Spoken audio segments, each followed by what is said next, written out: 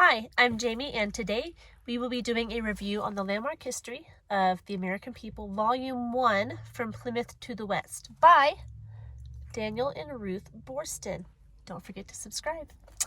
So this is the first of 2 volumes. We have not done the second one yet. We're going to start the second one next week. It begins with the Puritans landing. It has a bit of a prologue of stuff that happened before then, but it really just kicks off with people landing in America, and it ends with the West, as it says. It talks about how the first 13 colonies were founded and how they had commerce back then, and it does touch on slavery, but it doesn't go over how the slaves were freed in this book. They cover that in the following book, which we're about to go into. This is another one that touches on the information but doesn't really go in depth. I recently did a review on the D.H. Montgomery American History book, Beginner's American History, I believe it was called. And I liked that one a little bit more because it had more narrative and details concerning the people's lives, whereas this one is more of an overview of what everybody was doing and what the nation was doing and what people were doing as a whole. Some things that I did find interesting towards the end of the book, it talked about how Americans lived, how they made life after the Lewis and Clark expedition, and how it was very different from England. In England, they had guilds and you were an apprentice for whatever trade you were going into. In America, they did not have those guilds. If you wanted to do it, you pretty much just did it. And in the medical field, there was a lot of advancements in America because there was really no one within a guild that would say, no, you can't do that. They would just try these things, and they made a lot of discoveries because there wasn't those boundaries that prevented them from making those discoveries. As you can imagine, just by hearing this, that does have its dangers. But back then, America they did what they needed to get by.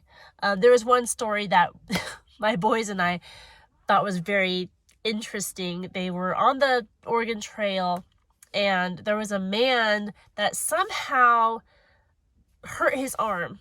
I think a rifle went off and the buckshot got into his arm. Don't quote me on guns. I know nothing about guns. So all I know is there was a bunch of in his arm, shrapnel, bullets, buckshot, I don't know. But it was all over in his arm, and it was getting infected, was getting gangrene, and they had to remove the arm. He was going to die if they did not remove the arm. There was not a doctor among them. So these bunch of farmers, people who just worked to get by, knew nothing about medicine, they just took that arm off. They sawed it off. I think they cauterized the wound with an iron, and the guy lived. And it was that was the way people lived back in the day. They did what they needed to survive.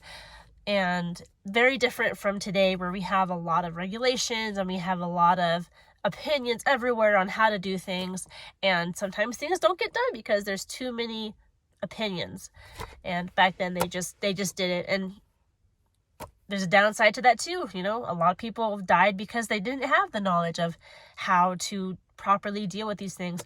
So I thought that was interesting. Another thing was how they built railroads. They did not have the regulations we do today, and it was actually to their downfall.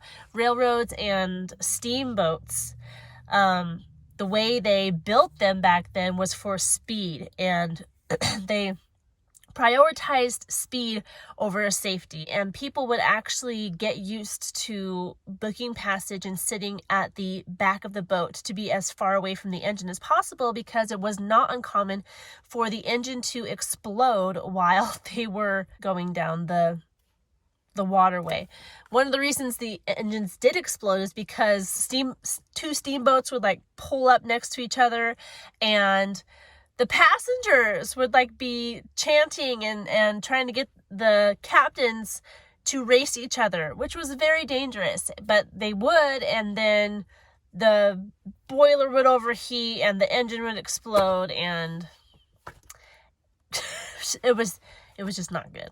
So if you wondered where America's need for speed came from, they talk about it in this book. And part of it was everyone's drive to go west. The gold rush in California, the rush to grab land, the land grab. And it hasn't really wore off. America is still like that.